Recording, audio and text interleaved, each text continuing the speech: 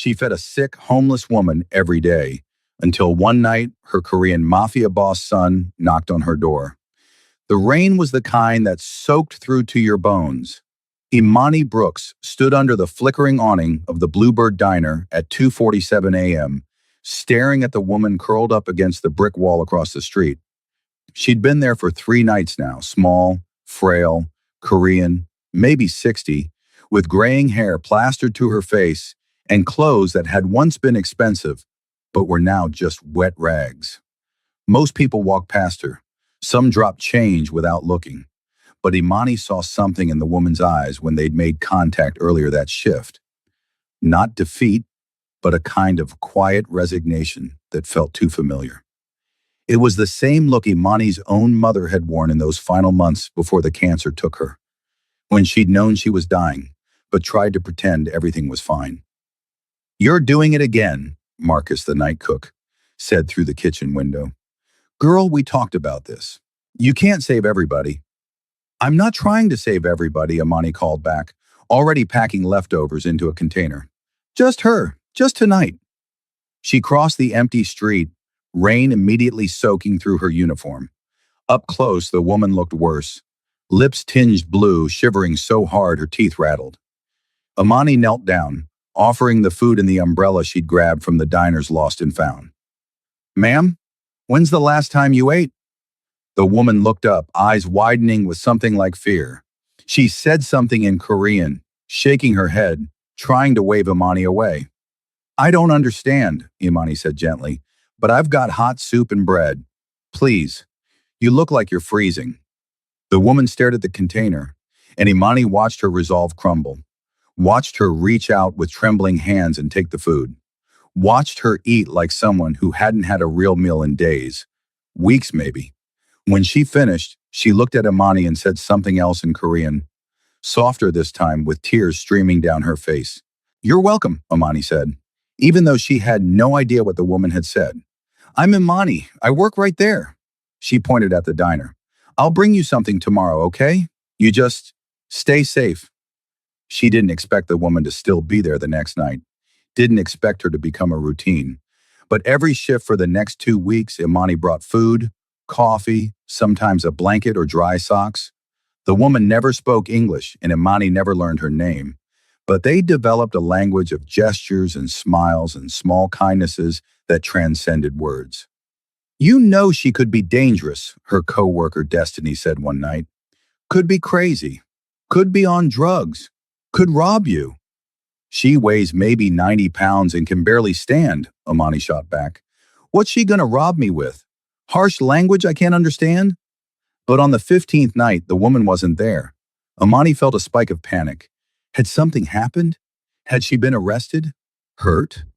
She searched the surrounding blocks during her break, calling out uselessly to someone who couldn't understand her anyway.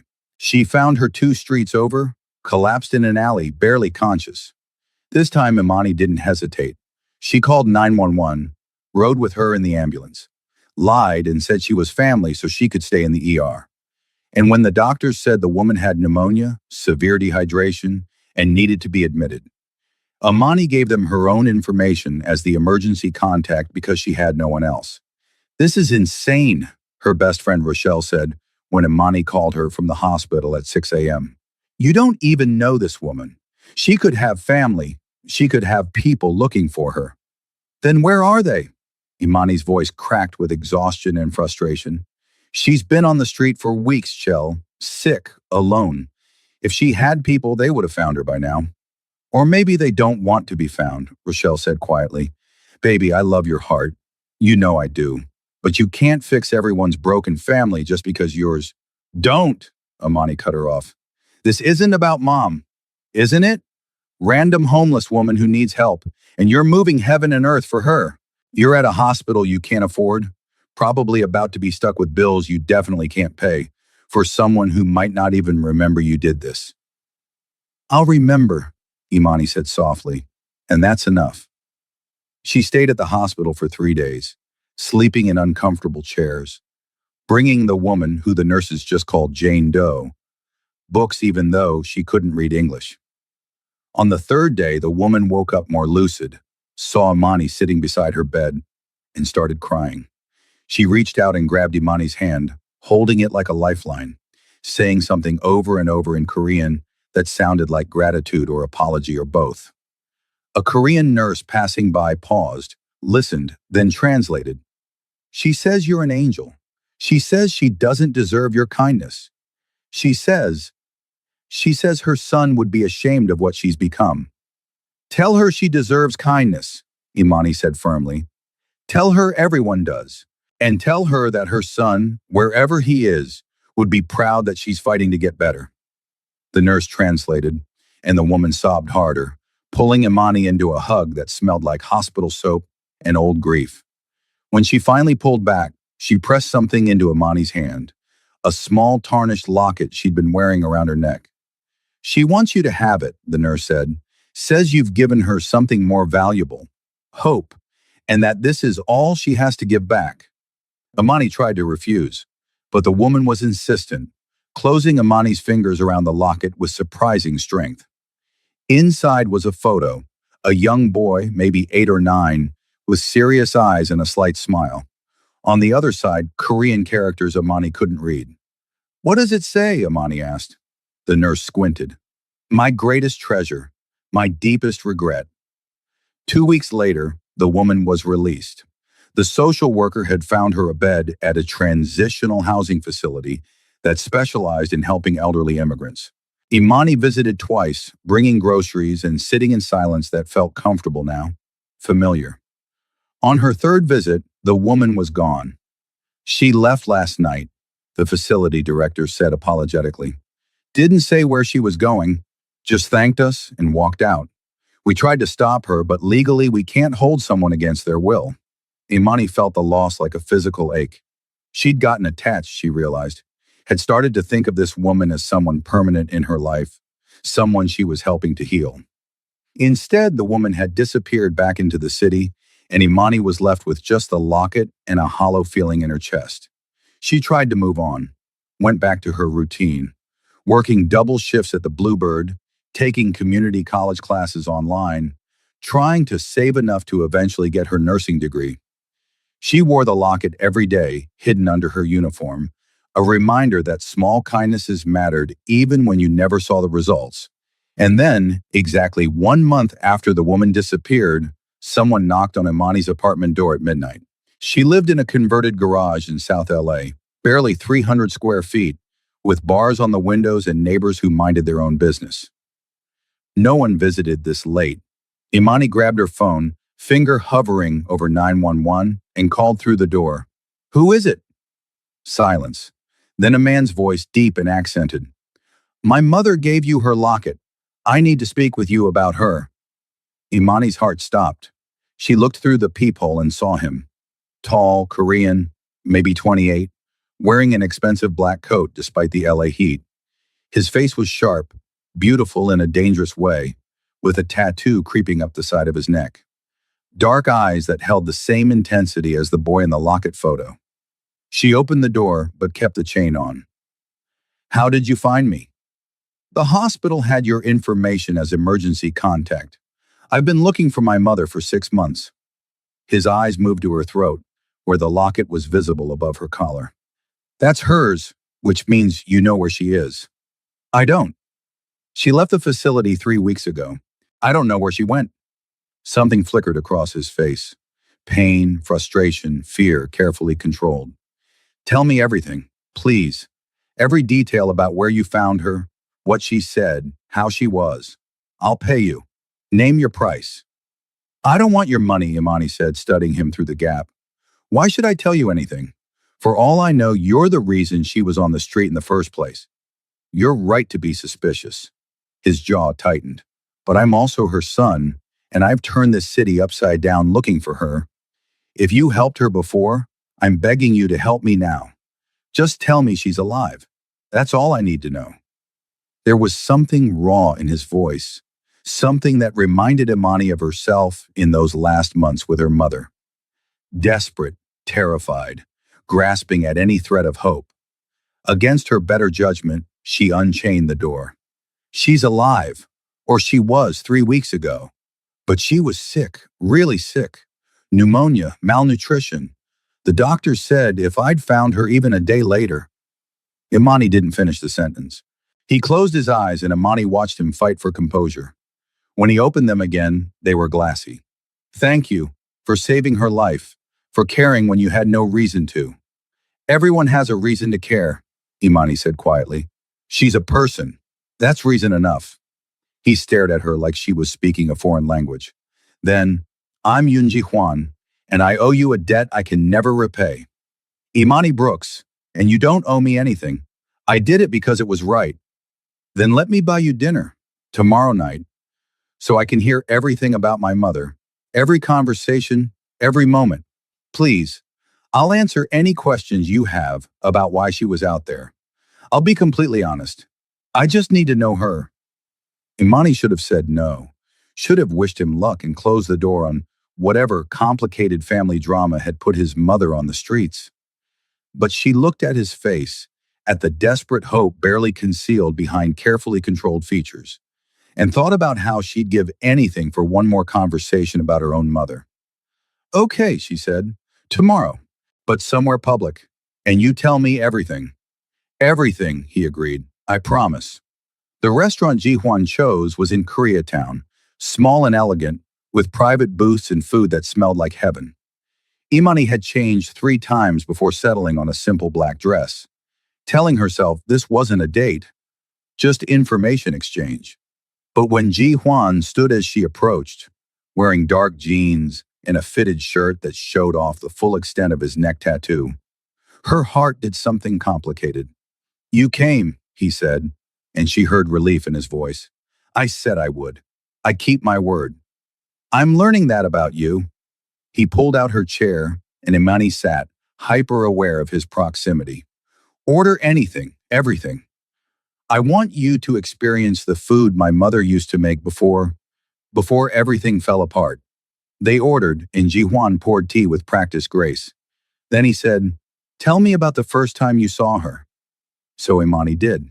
She described finding his mother against the wall of the diner, bringing her food every night, the way she'd smiled despite obvious pain. Ji-hwan listened without interrupting, but Imani watched emotions play across his face. Grief, guilt, anger, love. She spoke to you, he said finally, even though you didn't understand. That means she trusted you. My mother, she hasn't trusted anyone in a long time. Not since... He stopped, jaw clenching. Not since what? Why was she out there, Ji-hwan? What happened? He was quiet for a long moment, fingers tracing patterns on his water glass. Then, my father was the head of a Korean organization here, what you'd call Mafia. When I was 16, a rival gang targeted our family. My father was killed. My mother, they took her, held her for 3 months. Imani's blood ran cold. Oh my God. When we got her back, she wasn't the same. PTSD, the doctor said. Severe trauma. She couldn't live in our house anymore. Too many memories, too many triggers. So she moved into a small apartment, and I made sure she had everything. Nurses, security, medication. But 6 months ago, she disappeared. Just walked out one night and vanished. And you've been looking for her since. Every day, every night. I had people searching shelters, hospitals, morgues. His voice cracked. I thought she was dead. I thought I'd lost her the way I lost my father. And then you called the hospital and suddenly there was a record, a name. Imani Brooks, the woman who'd saved my mother's life and asked for nothing in return. I didn't save her life. The doctors did. You found her. You stayed with her. You cared. Ji-hwan's eyes were intense, burning. Do you know how rare that is? How many people walk past my mother without seeing her? You saw her. You treated her like she mattered. She does matter. Everyone does. You really believe that? It wasn't a question. Even knowing what my family is. What I am. Are you going to hurt me? Imani asked bluntly. Never. I'd die first. Then I don't care what you do for a living. I care how you treat people. And you clearly love your mother. That tells me what I need to know. Ji-hwan stared at her like she'd just spoken in tongues. You're not afraid of me? Should I be? Most people are. They see the tattoos, hear the family name, and decide I'm dangerous, untouchable. Are you dangerous? Yes. No hesitation. Very. I've done things that would horrify you. I run operations that exist in gray areas of the law. I make decisions that affect hundreds of lives. But Imani, he leaned forward.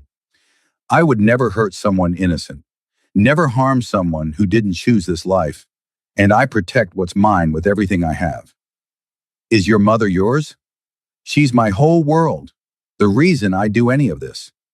I took over my father's position to protect her, to make sure what happened to her could never happen again. And I failed. Anguish cracked through his controlled exterior. She was out there suffering while I was building an empire, supposedly to keep her safe. You didn't fail. She's alive because you raised her to be strong enough to survive. And she's alive because when she needed help, someone cared enough to give it. That's not failure. That's just being human. Ji-Hwan reached across the table and took Imani's hand. The contact sent electricity through her, but she didn't pull away. Help me find her, please. You built trust with her. She might come to you if she knows you're looking. I don't know how to find someone who doesn't want to be found, but you'll try. I can see it in your eyes. You're already thinking about where she might go, what she might need. He was right. Imani had spent the last 3 weeks wondering about the woman, hoping she was safe. Okay, I'll help. But Ji-Hwan, if we find her, you have to let her make her own choices. You can't force her into treatment or lock her up for her own good. I just want her safe. Safe isn't the same as controlled. Promise me you'll respect her autonomy. He was quiet, clearly struggling. Then, I promise. On my father's grave, I promise. Finding someone who didn't want to be found in a city of 4 million people should have been impossible. But Imani had something Ji-Hwan's money and connections didn't. She understood what it meant to be invisible, to exist in the spaces between worlds where people with resources never looked. She started with the obvious places: shelters, soup kitchens, parks where homeless populations gathered. Ji-Hwan wanted to send his people, but Imani refused. Your guys in suits asking questions will just scare everyone. Let me do this my way. So she went alone, during her breaks and after shifts, showing the locket photo to anyone who'd look. Most people ignored her.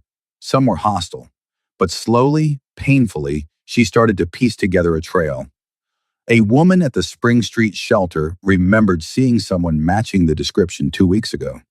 A vendor at the Grand Central Market recalled a Korean woman who'd sat for hours watching people pass. A librarian downtown mentioned an elderly Asian woman who came in every morning to read Korean newspapers. She's staying mobile, Imani reported to Ji-Hwan during one of their now regular evening meetings. Never in the same place twice. It's like she knows someone's looking. She probably does. My mother is smart. Paranoid, but smart. Ji-Hwan rubbed his face, exhaustion evident. What if she doesn't want to be found? What if seeing me would make things worse? Then we deal with that when it happens. But Ji-Hwan, you can't give up. She's your mother. You say that like it's simple, like love makes everything okay. It doesn't, but it's a start. They'd grown closer during the search. What started as obligation became something else. Long conversations over late-night coffee. Ji-Hwan showing up at the diner during Imani's shifts just to keep her company. Stolen moments where they forgot about the search and just existed together. This is a bad idea, Rochelle warned when Imani told her about their growing connection. He's literally a criminal, with face tattoos. Who runs the Korean Mafia? I know what he is. Do you? Because from where I'm sitting, you're falling for him, and that's going to end badly. Maybe, probably. Imani smiled despite herself. But Shelley, when I'm with him, I feel seen. Like I matter beyond just my kindness or my usefulness. He asks about my dreams. He listens when I talk about nursing school. He treats me like I'm his equal. Until he doesn't. Until his world collides with yours and you get hurt. Everyone gets hurt eventually. At least this way, I'll have something beautiful to remember. But Rochelle's warning echoed in Imani's head 3 nights later when she left the diner at 3 a.m. and found Ji-hwan waiting in his car, face tight with tension. Get in! Now! His tone brooked no argument. Imani slid into the passenger seat. What's wrong? Someone knows you're helping me find my mother, and they've put a target on your back. Ice flooded Imani's veins. What are you talking about? My father's enemies, the ones who killed him, who took my mother, they've resurfaced, and they know you're connected to me now, know you matter. How do they know that? Because I've been careless, been seen with you too much. Let my guard down. He slammed his palm against the steering wheel. This is my fault. I put you in danger. So what do? I have security on you starting now. 2 guys 24/7. They'll keep their distance, but they're there. Ji-hwan, I can't afford security. I can barely afford my rent. I'm paying. Non-negotiable. He turned to face her, and Imani saw fear in his eyes. Real, genuine fear. Imani, these people are brutal. They torture for fun. I won't let them touch you. Maybe I should stop helping. Back away before this gets worse. It's too late for that. They've marked you as important to me. The only way forward is through. Find my mother, end this threat, make sure you're safe. And if we can't find her, we will. His hand found hers. Because you're brilliant and determined, and you see things no one else does. And because I refuse to lose both of you. The confession hung between them. He just admitted she mattered as much as his mother, that losing her would devastate him. Ji-hwan, I know this is fast, I know it's insane, but Imani, I haven't felt this way about anyone since... He stopped. Actually, I've never felt this way. You walked into my life because you have the purest heart I've ever encountered, and somehow that pure heart saw past everything I am to who I want to be. And who do you want to be? Better. Someone worthy of the way you look at me. Someone my mother would be proud of. Imani leaned across the console and kissed him. It was brief, soft, but it said everything words couldn't. When she pulled back, Ji-hwan was staring at her like she just performed a miracle. The break came from an unexpected source. Imani was restocking napkins at the diner when an elderly Korean man approached, speaking rapidly in his language and gesturing at the locket around her neck. I don't understand, Imani said helplessly. The man switched to broken English. Your necklace. I know woman. In picture. She come to church. St. Agnes, Koreatown. Every Sunday. Back pew. Imani's heart raced. She's there now? Every Sunday. 9 a.m. Mass. She pray for son. Cry for him. I try talk, but she leave fast. It was Thursday. 3 days until Sunday. 3 days to prepare for a reunion that could either heal or shatter Ji-hwan's mother. 3 days for Imani to figure out how to navigate the most delicate situation of her life. We can't just ambush her, Imani told Ji-hwan that night. If she sees you and panics, we might lose her again. Then you go. She trusts you. She barely knows me. She gave you her most precious possession, that locket with my photo. She wouldn't do that unless she felt something. A connection. Hope. Ji-hwan paced his penthouse like a caged animal. Go to the church. Talk to her. Tell her I love her, that I'm sorry for failing her, that I just want her to come home. What if she says no? Then I'll respect her choice, but at least I'll know she's alive, that she's safe. That's more than I had a month ago. Sunday morning, Imani sat in the back pew of St. Agnes Catholic Church, watching the door. The service started at 9. By 9:15, she was losing hope. Then the door opened, and there she was. Ji-hwan's mother, thinner than before, wearing a clean but threadbare coat, eyes scanning the congregation nervously before sliding into the last row. She didn't see Imani at first, spent the service with her head bowed, lips moving in silent prayer. It was only when people started filing out that Imani moved, positioning herself in the aisle. Recognition hit the woman like a physical blow. Her eyes widened and she froze, half standing, half sitting, clearly torn between running and staying. Please don't go, Imani said softly. I'm not here to force you to do anything. I just want to talk. The woman looked around frantically, then spoke in rapid Korean, shaking her head. A priest approached, elderly and kind-faced. Can I help? Father, do you speak Korean? I need to talk to this woman, but there's a language barrier. I can translate. He spoke to the woman, who responded in a flood of words. The priest's expression grew thoughtful. She says you're the angel who saved her life. She says she's not ready to go back. She says her son is better off thinking she's dead. Imani's heart broke. Tell her that's not true. Tell her I've met her son. He's been looking for her every single day since she disappeared. He loves her. He's desperate to know she's alive. The priest translated. The woman started crying, shaking her head violently. She says she brings only pain. She says the men who hurt her are still out there, still looking for ways to hurt her family. She stays away to protect him. Tell her that her son is strong. He runs the organization now. He can protect her, but he needs her. He's lost without her. More translation, more tears. Then the woman reached out and grabbed Imani's hand, speaking directly to the priest while staring into Imani's eyes. She says if you promise he's truly safe, if you swear on your own mother's memory that bringing her back won't endanger him, then she'll see him. But only if you're there. She trusts you. Imani thought about Ji-hwan's face when he talked about his mother. The desperation, the love, the barely concealed grief. I swear, she said firmly. On my mother's memory, I swear he's safe, and I'll be right there with you. They met at Ji-hwan's penthouse 2 days later. He'd wanted somewhere private, secure, where his mother could leave if she needed to without a scene. Imani arrived first, found him pacing with barely controlled anxiety. What if she hates me? He asked, voice raw. What if seeing me makes her worse? Then we'll deal with it. Together. Imani took his hands, feeling them shake. But Ji-hwan, your mother doesn't hate you. She left to protect you. That's love, not hate. The knock came at exactly 3 p.m. Ji-hwan froze, literally unable to move. So Imani opened the door. Ji-hwan's mother stood there, small and fragile and terrified. She saw Imani first, managed a trembling smile. Then her eyes moved past, found her son, and Imani watched 6 months of grief and fear and love explode across both their faces. Iama, Ji-hwan whispered, the Korean word for mother breaking on his lips.